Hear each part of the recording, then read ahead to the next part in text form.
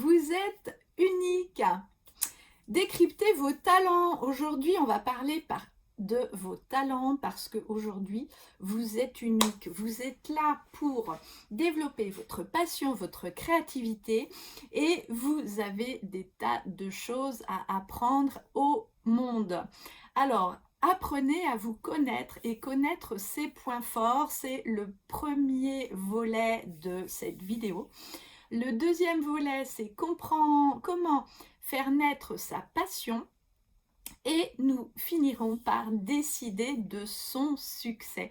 Parce que oui, c'est possible de vivre de sa passion et le succès est là avec vous, mais vous n'avez pas encore et aujourd'hui l'élan pour aller vous décider à développer votre succès.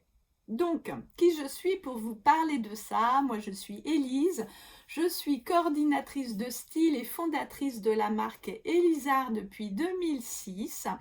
J'ai fondé Elisart parce que j'aime créer des articles de mode colorés, lumineux, doux pour les femmes, pour leur permettre de développer leur style et leur créativité avec de la couleur et tout en douceur. J'ai aussi créé Creative Life. C'est en fait un programme pour accompagner les créateurs à développer leur business parce que j'organise une boutique aussi en physique sur Orléans où nous sommes 20 créateurs à venir présenter nos articles pour que les clients viennent découvrir les créations de chaque créateur pour vraiment mettre en avant en fait nos talents et pour que notre rencontre avec le client soit optimum. Alors j'ai aussi un site internet, n'hésitez pas à le regarder. Et puis donc aujourd'hui je vous propose justement une meilleure confiance en soi parce que se présenter c'est important. Avoir confiance c'est aussi se connaître dans tous les domaines de sa vie. Donc, apprendre à se connaître et connaître ses points forts. Pourquoi c'est important? Tout se joue par votre état d'esprit, je n'arrête pas de le redire, l'énergie est toujours avec nous et notre mental nous ment régulièrement. Si vous avez un état d'esprit au top et que votre mental n'arrête pas de vous critiquer, de vous rajeter ou de vous rabaisser, ce n'est pas le bon mindset. Donc nous allons travailler ce mindset avant le reste. Si vous voulez aider les autres, vous devez être en adéquation avec qui vous êtes. C'est-à-dire que ce que vous dites, ce que vous faites et ce que vous êtes doit être aligné. Les gens aujourd'hui ne croient plus à n'importe quoi. Vous devez être réaliste, vous devez être vivant, vous devez être en adéquation avec qui vous êtes. Arrêtez de jouer un rôle, c'est terminé. Un travail perpétuel de tous les jours nous apprend à nous découvrir nous-mêmes. Alors, commençons par cette capsule, l'exercice de l'autoportrait. On peut changer de personnalité, c'est-à-dire que votre personnalité de quand vous aviez 5 ans n'est plus la même de celle de quand vous aviez 15 ans. Et celle de quand vous avez 20 ans va être différente de celle de vos 40 ans. Donc s'autoriser à ne pas être parfait, c'est tout un travail, tout est une mutation constante.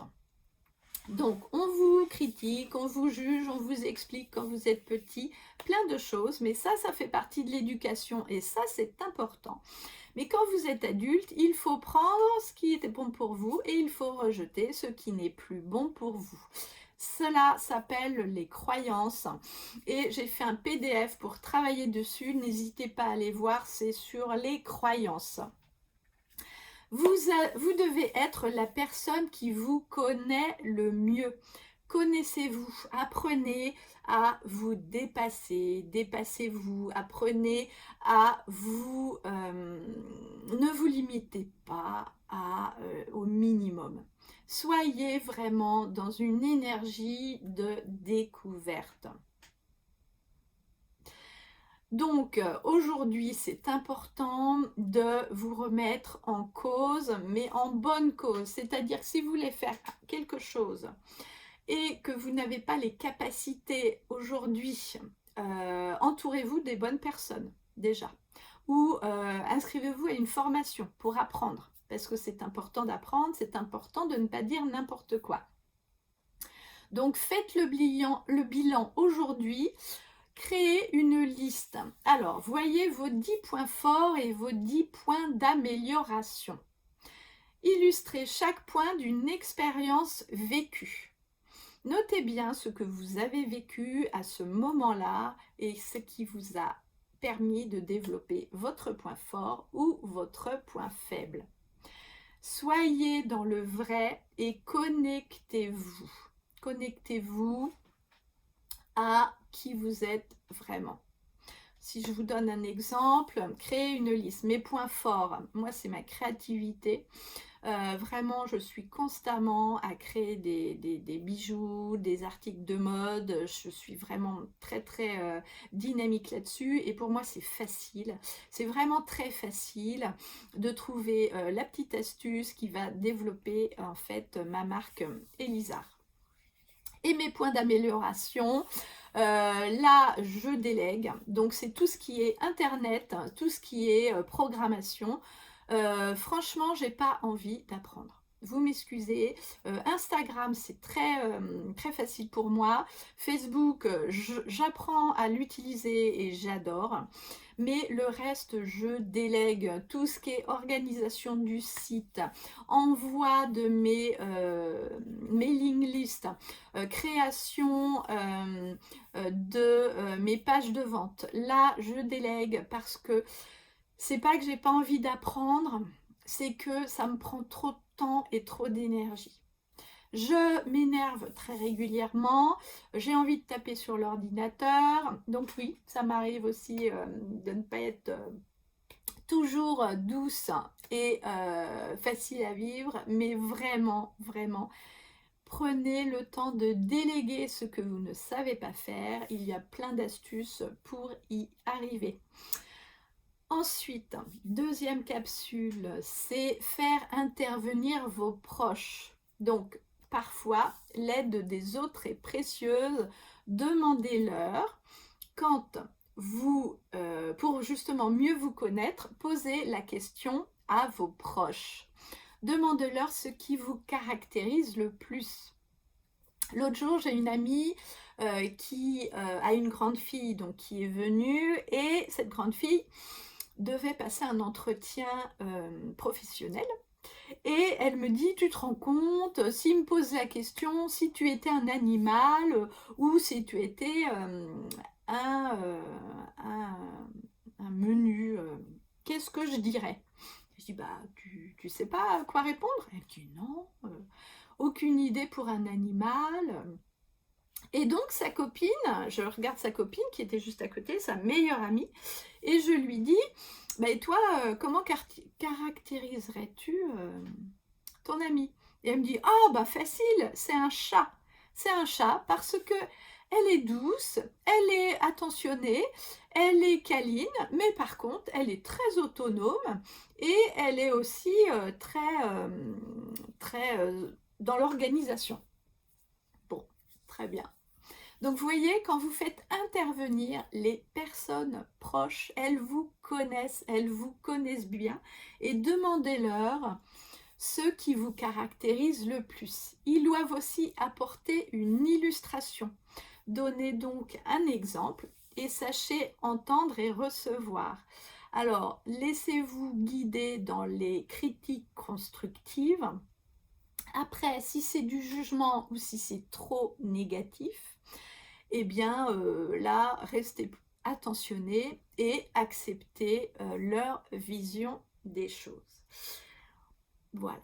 Donc, aujourd'hui, commençons par le négatif. Qu'est-ce qui vous fait peur dans votre vie? Où n'avez-vous pas envie d'aller du tout? aller vivre cette émotion. C'est un côté négatif.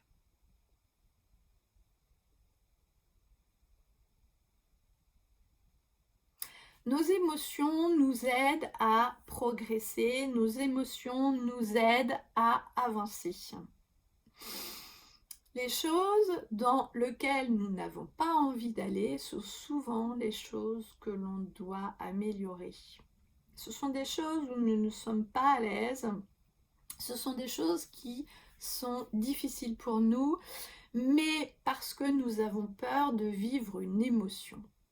Vivre une émotion, ça ne va pas vous faire mourir, mais une émotion engendre une peur, et cette peur est là pour nous aider. Donc notre mental régulièrement nous rappelle à la peur, et pour ne pas revivre cette émotion qui nous a fait du mal, qui nous a fait si mal, nous évitons telle ou telle chose. Alors que si nous pouvons apprendre de nos expériences, nous serons à même de mieux nous connaître, de mieux nous défendre et d'avancer vers notre bonheur. Donc cette émotion, en fait, nous apprend quelque chose sur nous. C'est ici que se cachent les points d'amélioration. C'est ici que commence justement votre transformation. Donc, comment gérer nos émotions qui se rattachent au négatif?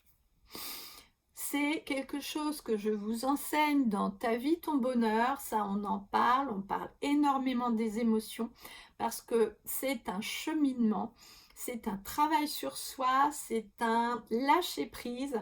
Et cette émotion, en fait, est liée à une situation, à une circonstance. Pour résumer, nous vivons des circonstances qui engendrent une émotion. Cette émotion va nous amener en fait à passer à l'action, et l'action va nous amener à être dans justement une mauvaise ou une bonne action en fonction des émotions. Donc, n'hésitez pas à aller voir sur Ta vie, ton bonheur, parce que là, je vous en dis plus sur nos émotions. Pour lâcher une émotion, j'ai travaillé aussi avec Mel Robbins, qui justement interrompt la boucle de mauvaises habitudes en 5 secondes.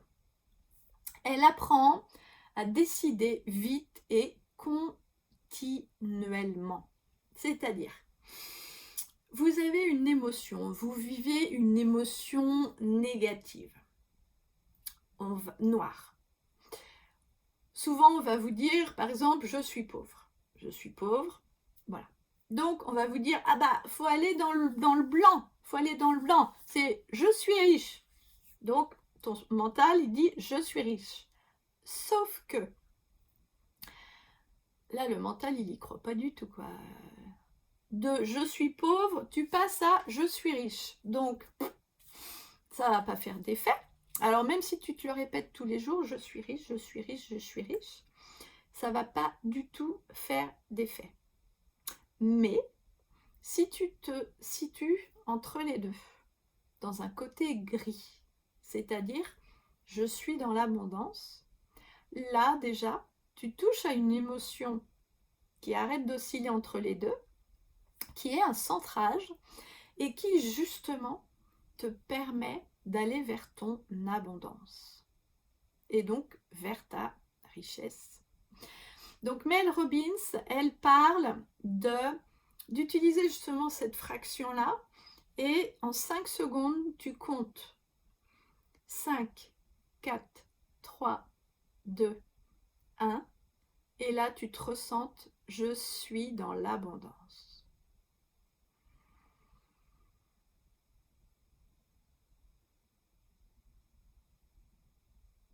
Et là, en respirant plusieurs fois, tu vas voir que l'émotion va s'alléger, tu as intégré une nouvelle perception, Et là, tu vas pouvoir passer à l'action, vers de nouvelles actions pour engendrer justement ce que tu as envie d'avoir plus tard.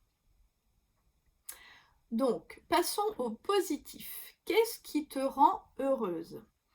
Cultive ces moments de bonheur, expérimente le flow au quotidien. Au quotidien, moi j'ai 2 bouteilles, j'ai une bouteille pour l'abondance et j'ai une bouteille pour la gratitude. Sois vraiment dans le remerciement constant pour ce que le merci est encore plus puissant que l'amour.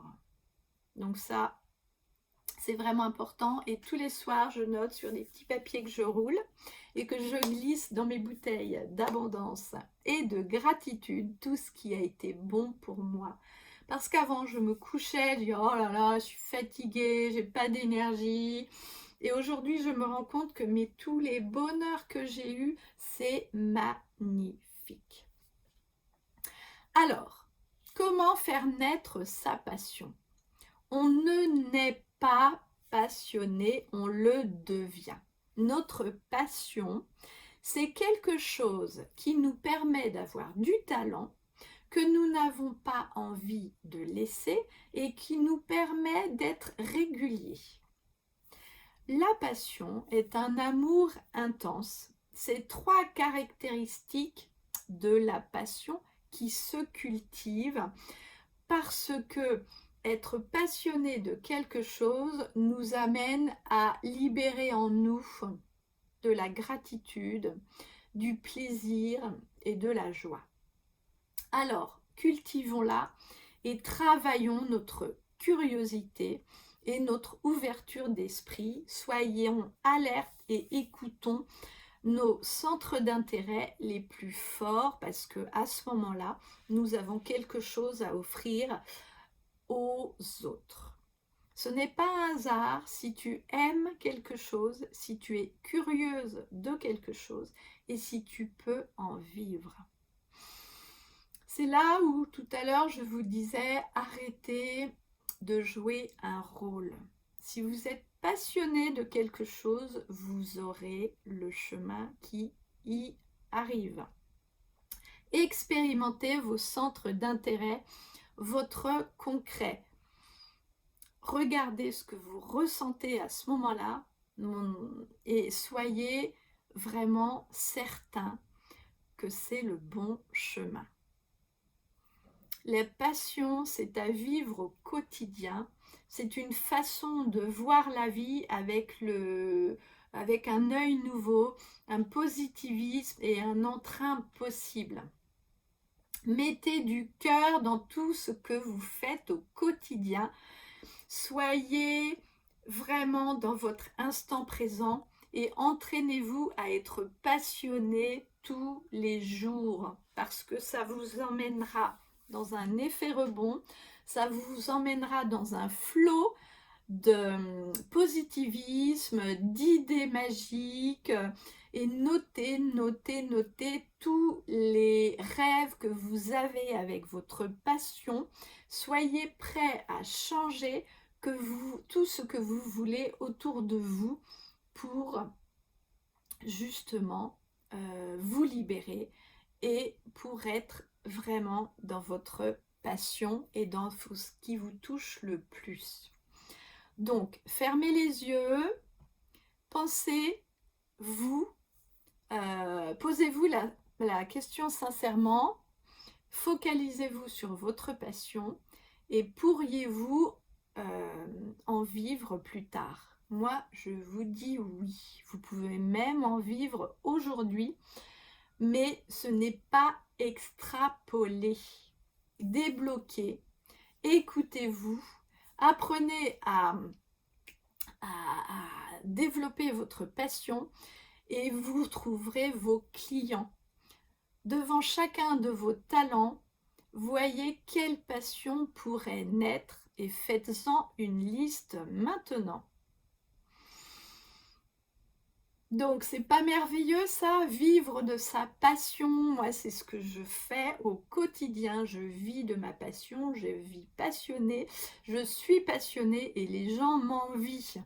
Alors moi, je préfère ça aujourd'hui et je n'ai vraiment, et j'ai eu la chance en fait de vraiment me donner la possibilité et les opportunités pour y arriver. Alors, je vous en dis plus dans mon blog Miss Alpha. Je vous mettrai mon lien plus tard. Mais aujourd'hui, décidez de votre succès. Comprendre que votre succès est juste là, sur le chemin. C'est la plus belle façon d'apprendre. Vous lancer. Mais vous lancer, c'est aussi comprendre qu'on va échouer. Parce que au fur et à mesure, vous apprenez. C'est une belle façon d'apprendre que d'échouer. Vous vous affinez. Il ne faut pas voir ça comme un échec, mais comme justement une direction, une directive. Il faut ensuite affiner, il faut ensuite progresser. C'est votre réaction qui compte le plus et votre capacité à vivre pour vous révéler. Alors oui, votre mental est aussi là. Votre mental va vous expliquer des choses, votre culpabilité aussi, et votre critique et votre jugement. Mais gardez votre motivation, gardez votre mindset, ça on en parle régulièrement.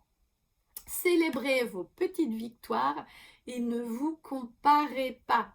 Ayez une vision à long terme, des objectifs à moyen terme et des petits pas au quotidien. Mais aujourd'hui, engagez-vous. Engagez-vous avec vous-même. Écrivez votre lettre d'engagement et planifiez votre vie. Alors, j'ai créé pour vous planification parce que planification, c'est pour justement organiser votre agenda. Et vous pouvez trouver aussi agenda pour mieux vous discipliner et vivre de votre passion. Donc, la lettre d'engagement, c'est de reprogrammer un cerveau en vous engageant pour de bon. Imprimer et remplir, ça vous pouvez la télécharger, je vous mettrai le lien. Et laissez votre passion vous mener à votre profession parce que aujourd'hui, nous ne pouvons plus vivre d'un travail, on va dire, alimentaire, mais plutôt d'un travail passionné. Alors, je vous souhaite une très bonne journée. Je vous mets les liens sur la bio et surtout, soyez attentifs et soyez clair avec vous-même parce que votre passion vous conduit à votre profession.